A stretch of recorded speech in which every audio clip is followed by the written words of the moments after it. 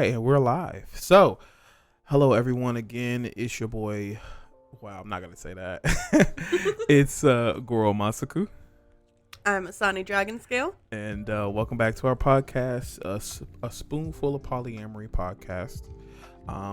We appreciate you guys watching our last video and giving us comments, feedbacks, and just how we can improve our show for you, and how can we improve just topics in general, because I know like last one we just kind of went a little bit everywhere, but hey, that's the first episode, you know. But this episode we're actually going to talk about kitchen table poly, what it is, what we think it is first. We're going to talk about what we think kitchen table poly is before we look at the actual definition, and then just a couple of terms that kind of flow with polyamory in general. So first things first, we're going to do rock paper scissors on who goes first with their definition first. Yeah, that's gonna be a regular thing, guys. We're gonna do rock paper scissors and combat who does what first. All right, so are we doing two out of three or just one? Just one. All right. Otherwise it's gonna take forever. True. All right, so kitchen table poly to me means. Wait, no, I won. I go first. Okay, then go. Then that's fine. what we did last time. I thought it was like whoever won, the other one. Okay, go. No, go last time we did this, you won. You went first. Go ahead. So kitchen table poly for me is kind of just like everyone gets along to a certain degree and is able to have cordial conversations. Like they don't have to be super tight knit with anyone in specific as outside of their partners, and they can just sit around and enjoy each other's company without having to be all this formal or super affectionate with anyone outside of their original partner. So yeah, that's a good. I can see where you're coming from with that. I would definitely say with my version of what I think kitchen table poly is, it's family. At the end of the day, it's family for me. It's just like how you would when you are with your family. You get down together, you have dinner, you enjoy those festive things together. And yeah, ideally, this person over here might be dating me, or that person over there might be dating you. We are all able to sit in the same space, enjoy each other, and appreciate each other, and be a family. And that's kind of what ideally I like about kitchen table polyamory, but that's what I think it is. It's all about the idea of family and us being able to be casual and cordial together in that space. So please give me a definition of what is kitchen table poly. Kitchen table polyamory is a style of polyamorous relationship in which the interrelationship of a network and the integration of multiple romantic relationships into one life or group is prioritized. Close relationships between metamors and or telomors are strongly encouraged or required. The name comes from the notion that all members of a network can sit around the kitchen table in their PJs drinking coffee. I see. I wish I could have PJs, but they don't have onesies in my size. So all that sounds pretty much. I'm going to have you guys in the comments will say which one do you believe was a little bit more accurate to the idea of what their version of kitchen table poly is. And the beautiful side of us kind of exploring more about this is that we recently found out that, we wanted to kind of, if not have a polycule or just some kind of family of some sort, may not be all in the same space, but just wanting to build that up. And that was a conversation we never really had in the beginning. But something that we realized that down the road, that hey, I actually wanted that. And speaking of which, I think polycule is one of the terms that are in there too. So if you don't mind searching for that real quick and reading out what is a polycule, make sure that you also your face is aiming the mic at the same time this time. Well, they can wait for my face to face the mic until I have the term in front of me. You're good. I'm just saying. But yes. There it is. Okay, go ahead. So a polycule is a network of interconnected relationships. This can be used to refer to the network itself or a chart illustrating the same. A portmanteau of poly and molecule because of the varied possible configurations, and how they can resemble charts of the chemical structures of molecules. Groups and networks larger than 4 people often simply use polycule or constellation to describe their network, rather than using one of the specialized terms for smaller units, as the shapes can get complicated. Awesome. Now, I think this is from the website. It's called Ready to Polyamory. I think it's at the top. Hang on. It says readyforpolyamory.com. Yeah, that's pretty much where we're getting all these terms from. So for those who want to actually check it out, I'll put the link in the description. Ready for Polyamory, correct? Mm-hmm. And this is just I would guess a resource that you could just use to look up terms. We're gonna go over a couple of them as we discuss. Like if we say one, we'll bring it up. But yes, that definitely sounds more of what we were talking about originally, like what we wanted. But like, right, we want a polycule. We don't want a triad or a throuple. Yes. We're not unicorn hunters. Absolutely. And for people who don't know what a unicorn hunter is, I think it's on there. I don't think it is. We have a different term on there, but not unicorn hunter. A unicorn hunter is referring to a person or a couple that is looking for another person, typically preferably female, to join their already established relationship, and that be their only polyamorous. Yeah. Like, so for a lot of them, they'll do is, since you're a unicorn hunter, they'll say like, hey, we're a couple. You can, do things with us, but you can't do anything with nobody else. Right. Which is for people that works for them.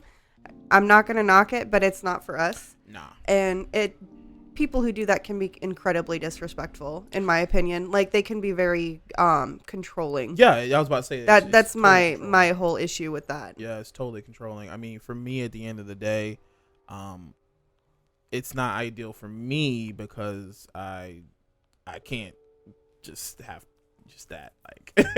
Like, I like to be able to allow that freedom to any person away, because I know I'm not the best at everything. I know I'm not gonna be able to do everything. For me to tell you that, oh, you can only mess with us, like, wild. That's there's different like levels to it. Like, Yeah. some people want someone who, like, they can go out and they can have other intimate partners from a physical sense, and some people don't like that at all. And for some people, they can go and have partners in an emotional sense, and that be their whole thing. But it varies person to person, relationship to relationship. with me. At the end of the day, I am very demisexual and sapiosexual. I've come to terms with this, and I'm okay with it. I can't stick my dick in everything. I just can't. All right, gotta have some form of connection with you. I just gotta have something. So for me to say, yo, you only date us, nobody else, like, that to me is wild. So I enjoy the fact that, hey, like, you have that freedom, which is one of the reasons why I know a lot of people do solo poly instead, which I think... See, I've always been a little confused by that term, because from my perspective, poly is poly. There's no, like, I understand unicorn hunters. I don't understand solo poly, because you still have multiple partners. There's no solo in that. So with my encounters with solo poly, it's, to me, a lot of people just, they enjoy, and this, to me, I always kind of saw it as like a friends with benefits, technically, because, like, you have a relationship with somebody, you're just not a anchor or a primary partner, you're just a partner who is there at times. So you kind of like come and go. I have the definition right here. Go ahead. So, solo polyamory is a form of polyamory in which an individual chooses to be their own primary partner, building connections without the assumption of progressing up the relationship escalator with one or more. Often includes the assumption of living apart from all other partners. So, and again, to me, that's kind of what a friends with benefits sounds like to me. Right. And that's why I always found it interesting. Like, I have a couple of friends who are solo poly, and or people I have encountered who are, and that's a thing. They just like having their own space. They like doing their thing, but Look, I can respect that. Yeah, I can respect it too. So it's just that explains quite a bit for me, actually, because like that explains that it's kind of just like having no nesting partner. It's just I'm just doing my thing. Right. Literally, I'm just doing my thing, and I'm all about being a hoe. I'm all about being a hoe. But as long as you hoeing in your own space, you do your own thing, you being safe, man, look, just keep doing your thing. So we kind of went over like maybe 4 terms already. Yeah. And like in the span of 10 minutes. So a lot to be. You wanted to call this a sprinkle of No, so you wanted to put them in, like, make them clips. Oh, we're going to, yes. And I wanted to call the clips a pinch of poly. Yeah. Now, see, I'm gonna say this, y'all. It's a pinch of poly that they wanted to use. I wanted to use a teaspoon of poly because you get a spoonful. That's a whole mouthful. A teaspoon is a whole mouthful? No, like saying the phrase teaspoon of poly. You can say is a whole mouth. You can say like I think a pinch of poly works a lot better. TPS. Let them decide. Okay, there you go. In the comments, TPS is a teaspoon of poly, a TPS or a sprinkle. No, pinch. A pinch. Okay, we'll find out in the comment section. We appreciate y'all. But see, like I said, when we're growing, you growing with us at the same time. This is a channel that we have created, but as a community, this is for all of us because the information that we give, there's multiple polyamorous, podcasts, and kudos to them. I think you actually have one that you really enjoy watching too. So it's not a polyamorous podcast. It's a podcast about communication. Okay. Which I think is really cool. They're called To Be Better, the number 2 and then Be Better podcast. They're very like, I don't want to say old fashioned, but that's like the only term I can think of to use right now. Domestic. Not domestic. I could have sworn it's like traditional. It's a very traditional style relationship where she's a stay-at-home mom and he works and provides, which from what I've seen on their podcast so far, she's recently gone back to work. But I think it's really cool what they do, and they're really big on communication, especially because they are both people who have mental disorders. And I think they're really cool. I could have sworn, and maybe because I know within the world of the lifestyle, domestic kind of was a thing that like you like doing those tasks. So maybe that's something I'm not familiar with. She has expressed that she enjoys staying at home and taking care of the house. Yeah. Like she doesn't have to go back to work. Yeah. She can go do whatever she wants. See, and that's the thing too, y'all gonna get mad at me real quick, but that's what I want to do for this one. But this one don't want to do that. I don't like staying at home, stuck at home. But I need, like, would I like to not have to work quite so hard for us to make ends meet? Yes, that would be great. However, I could not stay at home 24/7 and like spend my entire day at home. Like, I understand that I'll get to go out and do stuff with my friends, but you get to do your sewing, which you get to build your garden that you've been wanting to build forever. Well, I can. However, I don't like not doing things within the community, and I enjoy my job. I don't want to stop working. I would like to reduce my work hours, yes, but I do not want to stop working. You building a garden is building for the community because, vegetables, okay? You sewing could be for the community because you can come out. No, sewing is my own thing. Okay, but you still wearing that shit out in the community. I'm wearing it out in the community, yes, but I'm not making stuff for the community. I mean, we know that, but it's for the community because you're stepping outside in the community. That's not how that works. That's totally out. That is not how that works. Totally. I don't want to be not working. I will go stir crazy, and you will not like it when I go stir crazy because I will start rearranging everything, and I know you hate that shit. If it's for a good cause. No, I will do it just out of boredom. You'll come home to a wrecked house. How is that when I work from home? So no. Anyway, regardless, I want to be able to provide in a way that, yes, they are not working as hard as they do, because we both have our own line of work. I work from home. They're working like constantly, almost 12 hours a day. So if not more. And having them home having you home would be a lot, more often if I could, because we get to do more things together. And not saying that we don't do stuff, it's just there is a thing about being able to exist in the same space with your person, and I like more of that. Like before we started filming, we just sitting there relaxing, and we're in our own spaces. And I remember I was gonna tell you for a few seconds, I was like, yo, don't get too comfy. Because comfy too, you can't say that. I know. I'm just saying I was gonna tell you that because we got to film this, but I was like, don't get too comfy. You know what I'm saying? But either way, I enjoy when we have those moments. I mean, that's kind of one of the reasons why I bought the karaoke machine, so we could start like sitting at the house and just doing karaoke together. But apparently I get, not by you, by everybody else, I get side eye when I always want to sing like sad shit. I'm like, I like lo-fi sad boy vibe music. I can't fucking help it.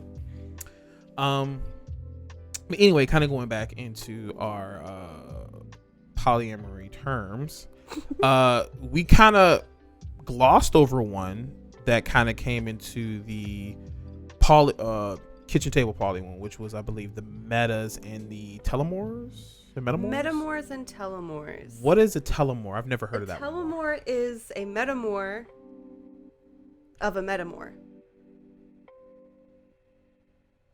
So let's define metamors first. Let's say I have another partner, and neither of you are dating each other. Yeah, I know that. You're only dating me. You would be metamors. Yes. So if that partner were to get another partner, that other partner would be your telomore. Because there's no direct link between you two anymore. So then what if that person then gets another partner? Then what the f*** is that? Because it's like... That would be a satellite. That's what? That would be a satellite partner. What the f*** is a satellite, bro? This shit I've never heard of. Yo, I literally just learned about Comet the other day. And we're going to get back on the satellite because you're going to have to explain it. But I just recently got on the Comet the other day, of Comet being, a long distance partner, pretty much a long distance partner that you see each other once in a blue moon, I guess you could say. I mean, it's basically a long distance relationship, but I like the idea of Comet. Like, comets are supposed to be magical. They're supposed to be exciting. They're supposed to, there's a comet coming up soon. You only see those once in a lifetime. You want to make sure you see it. So like, I like going out and watching meteor showers. What the okay. You were talking about comets, and they're part of meteor showers a lot of times. I like going out and watching meteor showers. I know that's not what we were talking. That thought just popped into my head.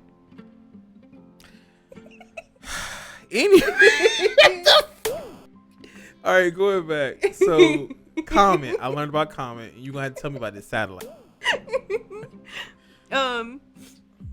So telomere is like, think telephone. Yeah. So like, okay, this is the partner.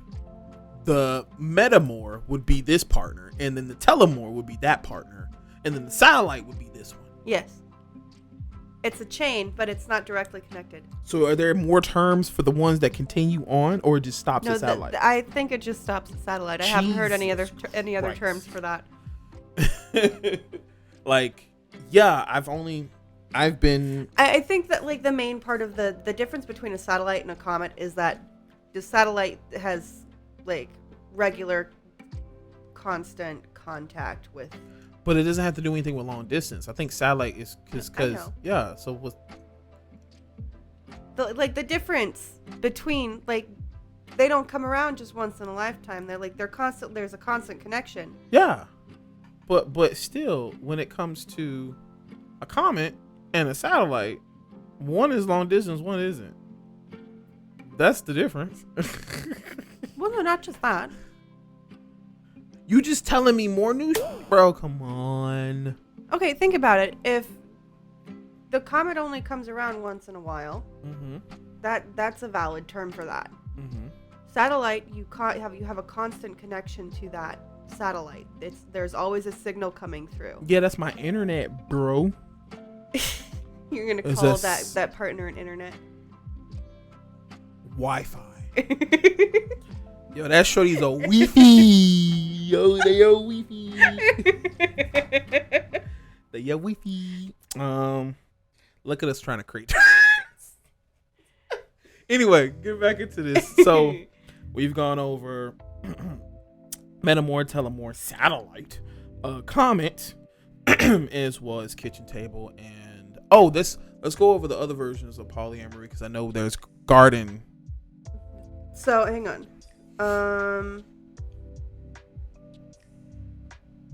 Okay, here's one. Parallel polyamory. A style of polyamorous relationship in which each individual relationship exists largely independent of either partner's additional romantic or sexual relationships. I'm gonna keep it $150 with you. What the fuck is that? Like, I'm not saying like it's a bad thing, but like explain that in Goro. So terms. hang on, there's more. There is not did you just do? Okay. There is not an intentional focus on entwining the relationship network. There may be close relationships between some metamors or telemors, but there is no requirement for this, and there may be low or no contact between some members of the larger relationship network. So it's like the opposite of kitchen table. Meaning everybody has to be dating each other? No. It means no one has contact outside of the main person they're dating with the other metamorph. So like a triad? No. So say I'm dating someone and you're dating someone. Those two people don't interact with each other at all. Oh, so kind of like a do not ask, don't tell kind of thing? That's a different term on here. I know that, but I'm like kind of in that sense, like yeah, say if I'm dating another person and you just don't interact with them, but you obviously like you know about them, but they're just there. Okay. You have no significant interaction or relationship with that person. Yeah, okay, that makes more sense. Because like, it kind of sounds like the don't ask, don't tell, which to me, I mean, no, I think I think the don't ask, don't tell is more along the lines of open relationships. Open relationships, yeah. Because I mean, there are certain things like we have that to a degree, you and I, where I don't want to know all of your sexual encounters with people. Like I want to know that you're being safe. Yeah. But I don't want to know what you did with that person. Speaking of which, we got a term or phrase for that. So if any one of us is physical with somebody, we'll say like, hey, how did everything go? We'll specifically say keyword, we had a little bit of extra fun, or key phrase, whatever. Had a little bit of extra fun. That to us means that, yeah, we did the do, but you didn't need all the However, details. there was already, like, if that phrase comes into play, there was already a discussion about this. Like, there might be a little bit of extra fun when I go out with this person. Yeah. It's not just I went out with this person and we didn't expect anything to happen, but, like, we had a little extra fun. We have those moments, though. We have, but they're not as often as we went out and this was kind of planned, so we had a little extra fun. Yeah. So that was one of the biggest things in one of my previous relationships, is that he would go out and do this thing and say he wouldn't do anything with this other person to that degree, and then he would come home and spring it on us and be like, "Oh yeah, we did this." Oh yeah. Like just as a passing phrase, and that. Now, do you want to specify that too? Because I know it's strictly penetrational sex, right? Yeah. Okay. Because you obviously know like, if you plan for it, you're gonna have protection with you. If you don't plan for it, you're not gonna have protection with you. So there's gonna be an issue there. I'm just saying because you kind of know my thing. And no, I know your thing, but you usually always carry stuff with you. Yeah. I'm just saying the thing I normally like to do is probably the thing I'm normally only going to do. But 9 times out of 10, you're aware of it's going to happen. Right. Because that's 9 times out of 10 what I'm going to do. It's never normally actual, the thing. It's normally, hey, I just used this. And that was it. and we kept it at that. And you can make that as whatever the fuck you want it to be. But that's it. So, for those who know me, they know what the fuck I mean. But yeah, that's pretty much how we do is have a little bit of extra fun, and that could be strictly just that person actually did the deed. And with that, I have this thing where we have a 3-bedroom house. Now, a lot of people are kind of curious, probably like, okay, since you guys are poly, how do you handle the other person being physical with somebody in the same space and you're not being involved? So that's probably a topic we can kind of go over with that. Right. So if you have, because you're more likely to be the one that has someone over rather than me, because I don't go out very often.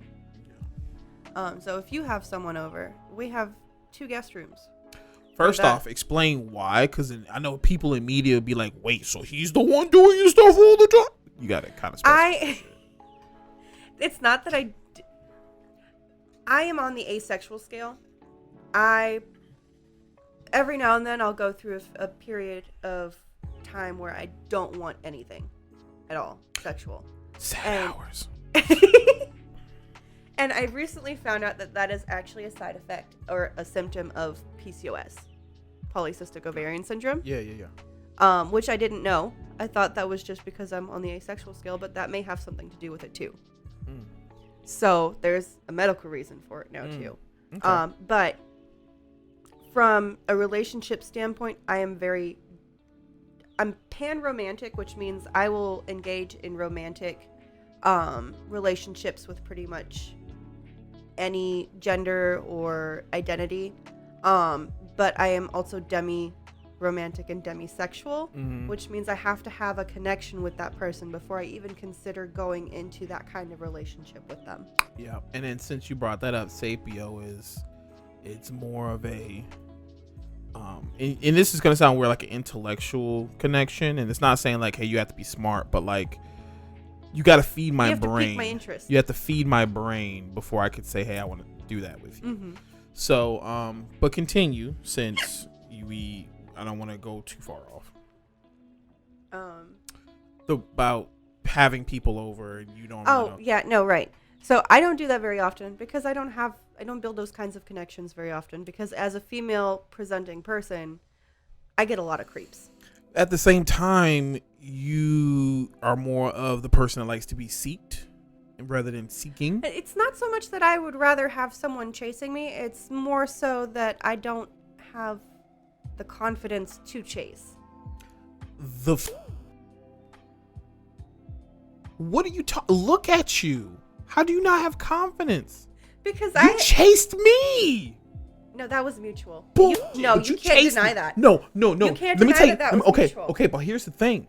Here's the thing. Okay, no, you know how I wasn't the one who initiated first. You talking about sex? No. Because that was you. Yes, that was me. You got it right. So don't even fucking play. But we've already been over that. That was because we were both in need of that at the point in time. But you initiated though. Okay, but we had just done some other activities as well. Okay, but here's the thing. You sought it. You pursued. Okay, point being, which one of us said I love you first in our relationship? Legit, I don't remember. You had to. You told me the first time you said it. You told me, I understand that you may not be comfortable saying it back just yet, but I want to let you know that I love you. And I was like, okay. So you were the first one to say I love you. You initiated. Like a real one, though. But at the same time, you initiated the other stuff. You the one that asked me to fuck out. But that was because you were respecting my boundaries that I had set prior. You waited until I was ready and I said I wanted to, because I had told you beforehand I wasn't ready for that kind of relationship yet. Why are you bringing up Because you're bringing up old. Anyway, so yeah, I did that. Oh, don't be coy about it now. Yeah, I can, cause you trying to make it sound like I'm the goody two shoes. You are. Anyway, so yeah, going back to you, and you're not being the one who would normally bring people around. I don't normally bring people in. No. I said that one time I came home, and you know who was here. Okay, but they were helping us like unpack shit. Oh, you was unpacking some. Anyway, so yeah, we got 2 guest bedrooms, and normally if anything goes down, it's going down in the guest bedrooms, not in our bed. The only time it ever happened was with the previous ex, and you would be like, he sleep, you should go with him, and I'm like, and I hear that, and I'm like, not you telling this motherfucker to come into bed and do stuff to me. Cool. Let me go ahead and get ready. So you can't say you didn't like that. Right. I was like, let me go ahead and get ready. Act like I'm asleep. Just with my out like, you gonna do it? You gonna do it? Damn. No, you always sleep. I always sleep with underwear on, yes. I don't sleep naked like other people do. I don't. It's restrictive. I don't like it. Okay, anyway. Since you want to throw shade. Yeah, I'm gonna throw shade. All the shade. I am dark. Yeah, that's probably gonna get that's gonna come back at me. Anyway, so yeah, if we're gonna do anything, for me, we have a guest bedroom, so stuff normally happens there. My issue is I never feel comfortable with doing that in the house unless it's with somebody. But I've already expressed to you that I don't have a problem with it. I know. My only issue that I've ever had with that was I don't want to wake up to it happening next to me. Yeah. But here's the thing. You know me and my primal side doesn't like hearing sounds incorporated with that. So when I'm thinking about blowing somebody back out in this motherfucker, the last thing I'm thinking is they're going to hear this.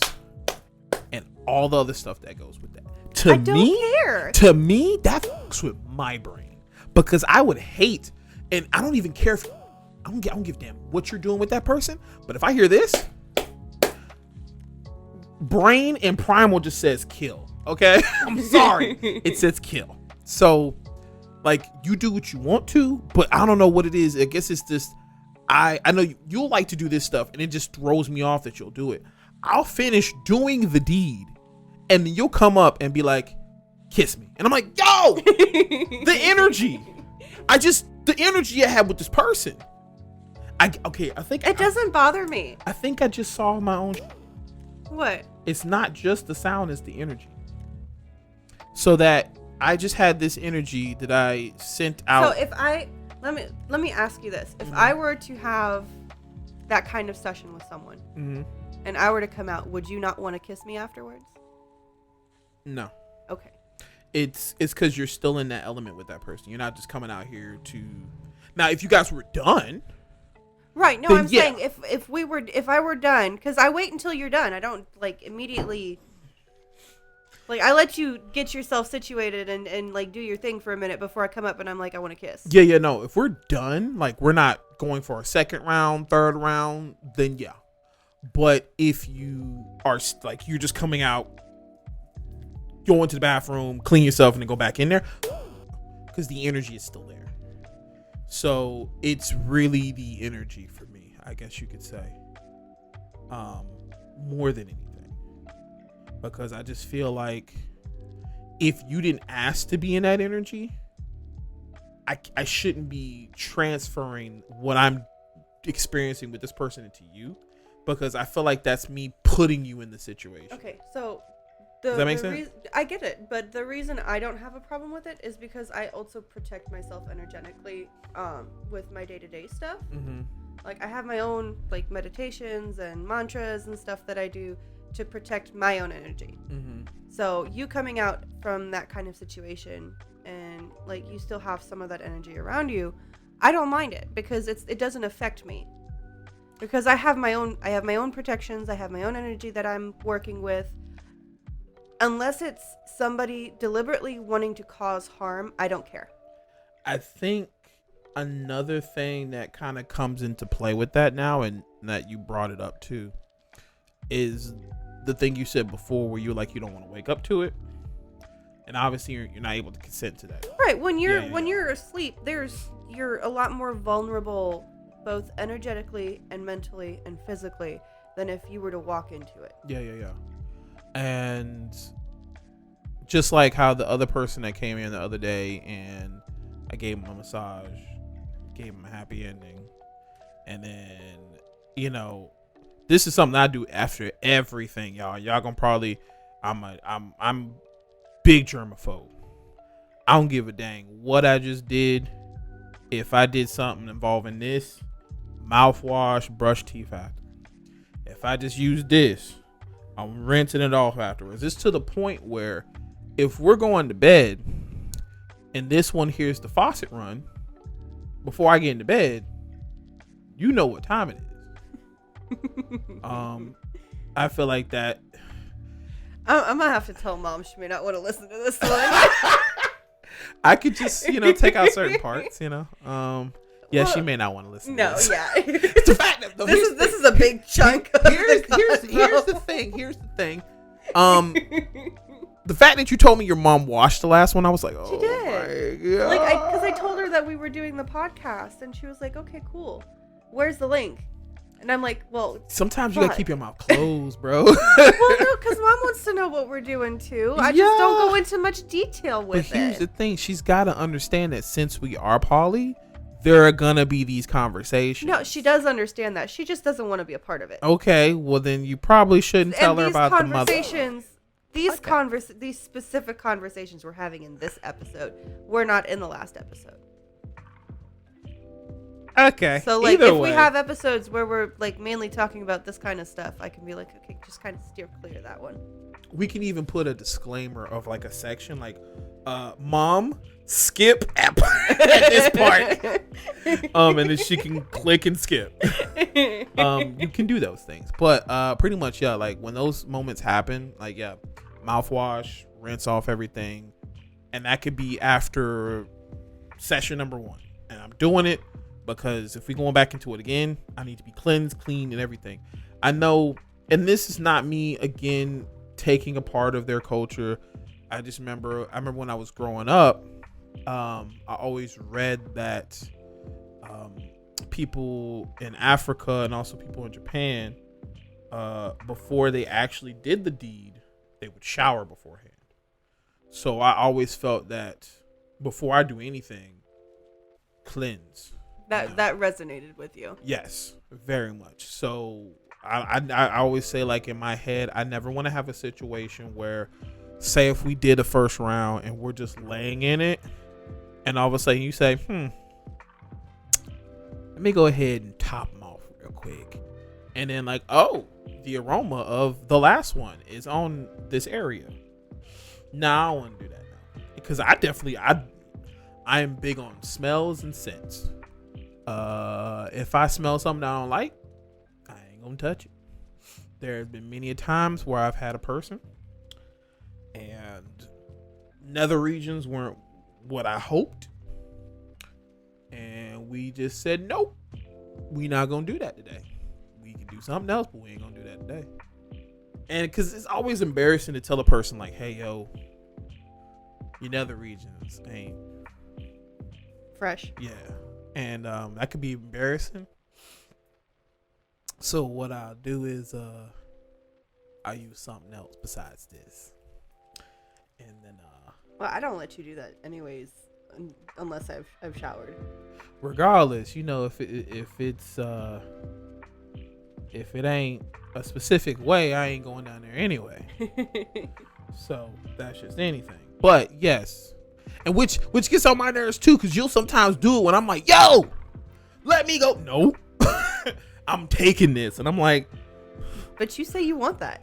yes, I do. Okay, I do. But my brain is saying, bro, rinse it. And you're doing the thing that I want. And I'm like, but the thing. And so my brain is malfunctioning because it's like, rinse. But she's also taking it. What the fuck do we choose?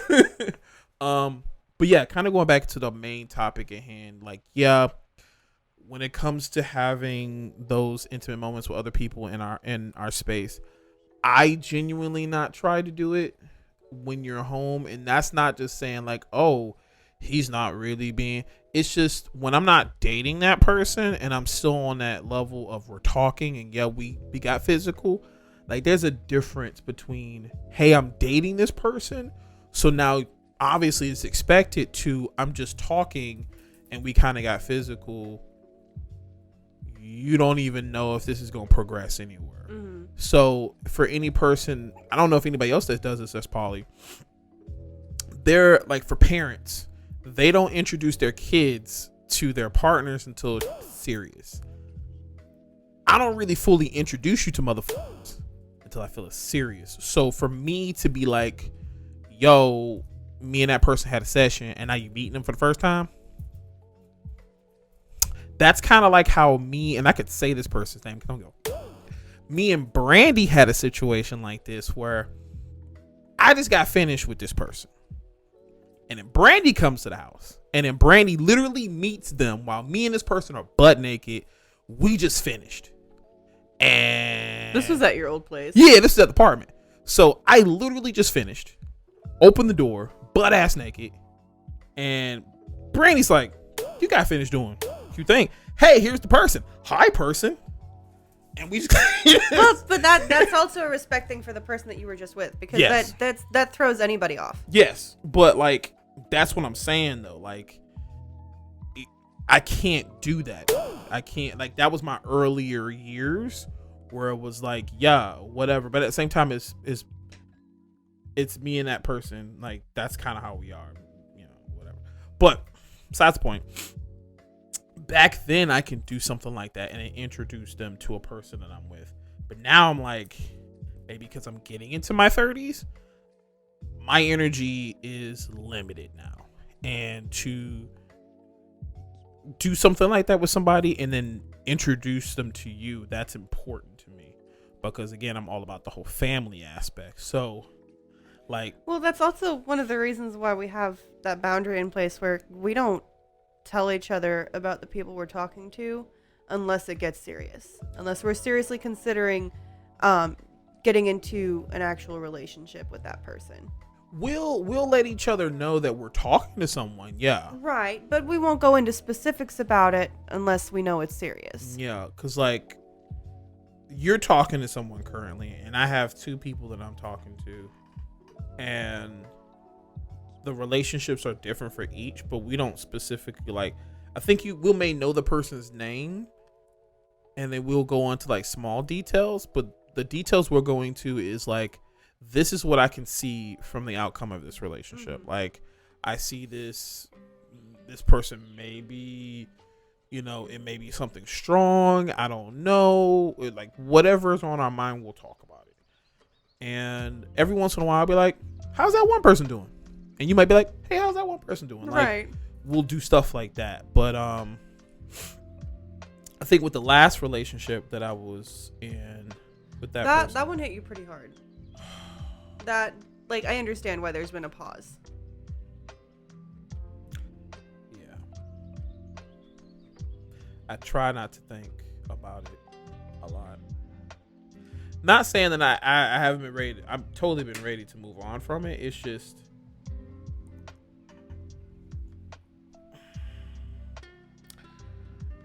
it's one of them situations where this person was at a very high level of, man, I am actually just okay with you two. I don't really need anything else. You both satisfy pretty much everything I need, emotionally, physically, Not mentally. trying to flash the camera. I know. And I was very much content. I didn't really need to mess with nothing. I was content with the two. And to have, and this is gonna sound bad to like somebody has to meet that level or something like that. Like it's not an easy bar to meet. Yeah. Put it that way.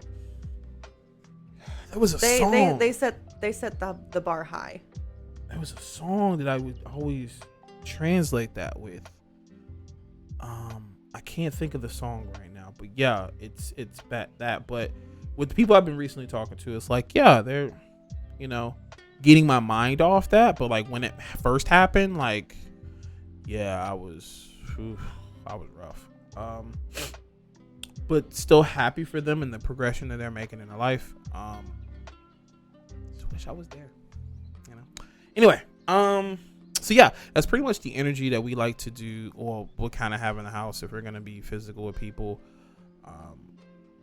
I generally just don't like doing that, and as many times as you'll tell me you have no problem with it, I don't know, man. It's just something about me making all that noise, because I'm one that makes a lot of noise, and for you to be hearing that, I always kind of thought it'll probably set you off. Not in a bad way, just like, I don't want to hear that, So, well, that's one of the good things about having the guest rooms on the other side of the house. Yeah. Now, I know you'll go in your room if it gets to that point, but our room, excuse me. But it's just, either way, that's kind of how we roll with us doing stuff. Let's just go into another definition, or because we about almost 15 minutes left.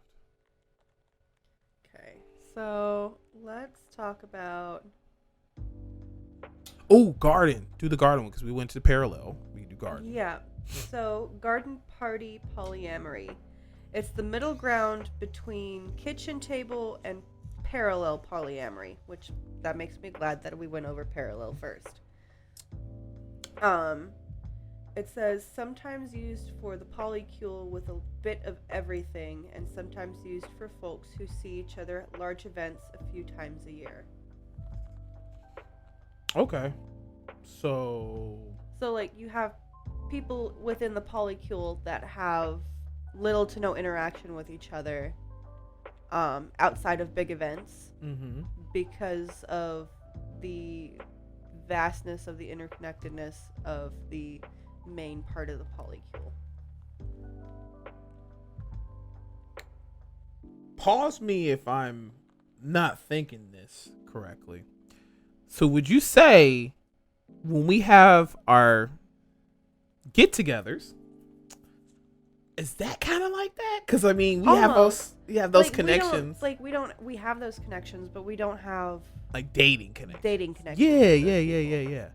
But we have our regular friends we hang out with and stuff like that. We do not host orgies, guys. I know you probably thought that we don't do that. But it's just like we have times we all hang out with friends and that we are super connected with, and they're also poly, but like we see them as family. I think garden party polyamory refers more to like people that have that kind of relationship connection between at least one other person. So kind of like how Venus and their person, would you say? Because we had a real deep connection, but we weren't dating them. I damn near was close enough. Because boy, did I. I'm sorry, this is gonna sound wild.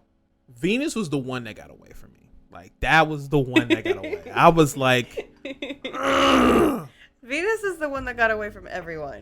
Literally, because that. Oh my gosh. Ugh. She was so fun. She was fun. Like, as a person, fun. But yeah, that if anybody, Venus was the one that got away. And to have them visit us in the future, looking forward to that, because I miss the energy. Anyway, I guess that makes sense at the end of the day of what the terms mean and the Mhm. I was getting ready to say parallel nature. But So, one thing I do want to bring up is I think that garden party polyamory involves telomorphs more so than kitchen table. make sure you talking into your mic. Well, I'm like right there. There's no way it You're can't doing it hear from me. the side though, because when you do it from here, the audio is different from here. So if you need to push it down some and make it face up, that's what you want. There you go. But continue. As I was saying, I think garden party polyamory involves telomorphs and satellites more than kitchen And table comets. does. And comets more so than kitchen table does, because like you have these big events that everyone is invited to. So is garden party poly is it's basically like a universe. Think about it. You got comets in there, satellites. It's space. Now you're just being goofy. No, like think about it. Space. Space polyamory. So Boom. let's go over Hinge. Yeah, that was good. A hinge partner. Mhm. A hinge partner is the shared partner between two people. Called so because in using shapes to describe polycules, they're often they're often the point of a shape that shape hinges on. So, earlier example, when we were explaining metamorphs, Mm-hmm. I have a partner outside of you. Mm-hmm. You two are metamorphs. I'm the hinge. Mm-hmm. Which is the hinge will be this part, So, top part. yeah. Yep. So the diamond or the triangle. This is me. This is that person, and this is you. But see there, but there's no connection between you two. So you basically telling me it's this. No, it's like this.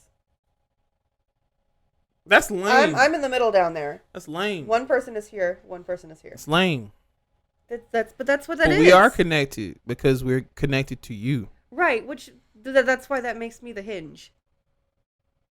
A triangle is it's better suited. No, because y'all aren't connected. Because Like you think that. about the Triforce of power and courage and shit. All right, I want it to be fucking Zelda. You the princess, and I'm Ganon, and they Link, and we just fighting over your ass. Nesting partner. That's you. You take that one. What do I think it is? Yeah. We birds, and we gotta. No. So nesting is obviously your home is your nest. Your home is your plateau, whatever it is, and your nesting partner is the one you come home to. Pretty much. What do you think it is? Before you look at the definition. Nesting partner is the person you live with. You just stole my. Go ahead. Nah, that's literally the definition, though. Stole A my partner with shit. whom one shares a home.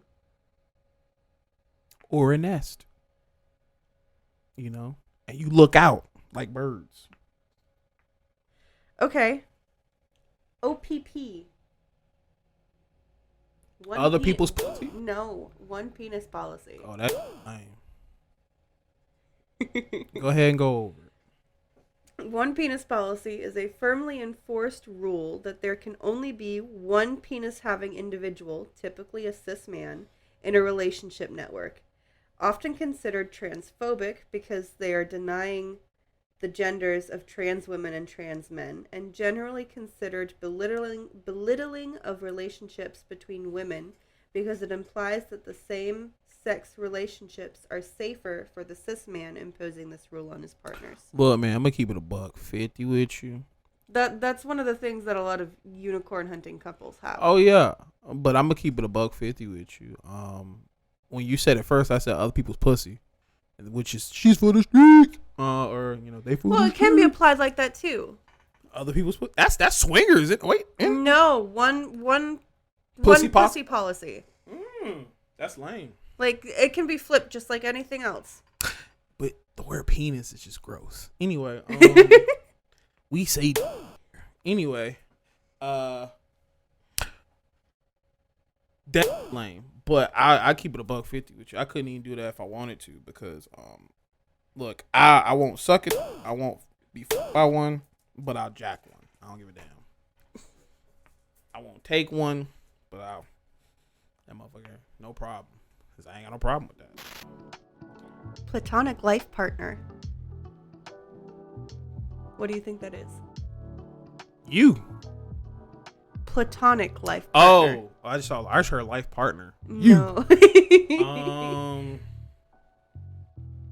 Oh, two people that are together because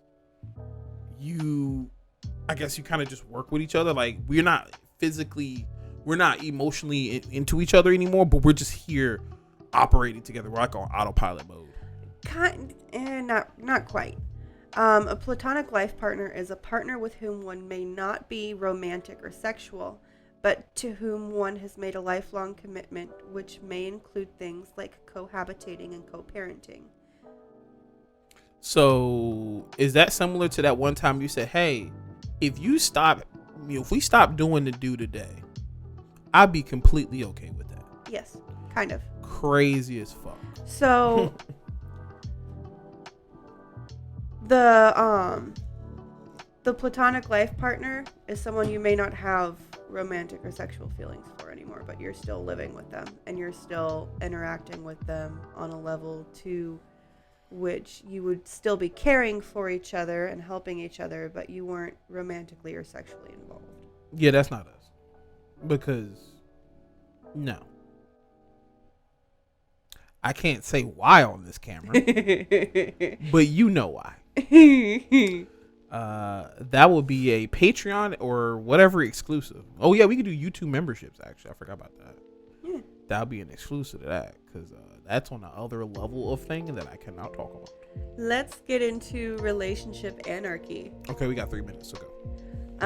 A relationship structure that can be viewed as a kind of non-hierarchical polyamory, but more specifically applies to anarchist principles of self-determination and lack of state involvement to intimate relationships. That shit sounds like a Mortal Kombat tower. What? Like, yeah, like Shao Kahn is at top. So that's the primary partner. That motherfucker's at top. No, that's hierarchical, non-hierarchical. Oh, okay.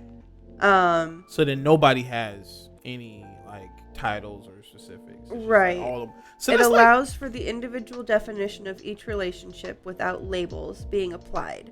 And a great deal of argument exists around how relationship anarchy is or isn't included in polyamorous movements and community. Okay, so isn't that kind of any poly thing? Because like... So a lot of poly revolves around putting labels on relationships, which is why it's not quite considered poly, but it is at the same time because they are having relationships with multiple people. They just don't have labels on it. So kind of like what we were doing at the beginning of our relationship or courting, where I didn't want a label on it. Yeah. That would be considered relationship anarchy. We were still having those interactions. We just didn't have a label on it. Okay. But I still like the Mortal Kombat tower idea where Shao Kahn. That's hierarchical though. You gotta go down the tower. That's what you don't want. I don't want. I'm just saying the funny idea of that, what it being as, just imagine the primary part, and you like, you gotta go through each channel to get to the primary part. You gotta fight. Oh, just somebody make a skit of that. So I appreciate you. Anyway, but I think that's a good amount of stuff we can kind of talk about there. We can put a pin on this. I think next time we're gonna go over needs, wants, and requirements. We kind of talked a little bit about boundaries. Yeah, I feel like that'd be a perfect time to bring that up. We can go into the needs, wants, and requirements, but we can also make it a duo episode where we go into creating boundaries within a relationship. So the episode could be boundaries list. So first off, I want to say, guys, if you've gotten this far in the video and you haven't subscribed, please be sure to subscribe, like the video, comment, let us know what you're thinking about our podcast so far. We're still growing with it. We're still trying to, create the perfect format for you guys. So we definitely appreciate you being here along on this journey with us. Were you about to say something? Oh, just that we're still trying to figure out how we're formatting everything. We're trying to figure out where we're gonna be in the next couple of weeks or so in terms of content. We have guests coming soon, so yeah. Okay. Yeah, we have a Mystique in their person. person. That's right. They're coming down and next then weekend. We have Thug Ass Chancey. We have Thug Ass Chancey. I have to laugh at that because Chancey's the sweetest person. I could tell the story about that. I have them tell the story of how they got Thug Ass Chancey. And then we also have Spooks and Nuki. They're also going to be here as well. I know we have a couple other people, just different couples and their different relationships and how they do poly. That's the biggest thing, and I love this concept of being able to have those in-person interviews and topics. So I'm looking forward to that. But again, guys, appreciate you on this journey and just kind of growing with us. But it's your boy Goro Masaku Asani, and this is your Spoonful of Polyamory. And we look forward to seeing you next time. Bye. Peace.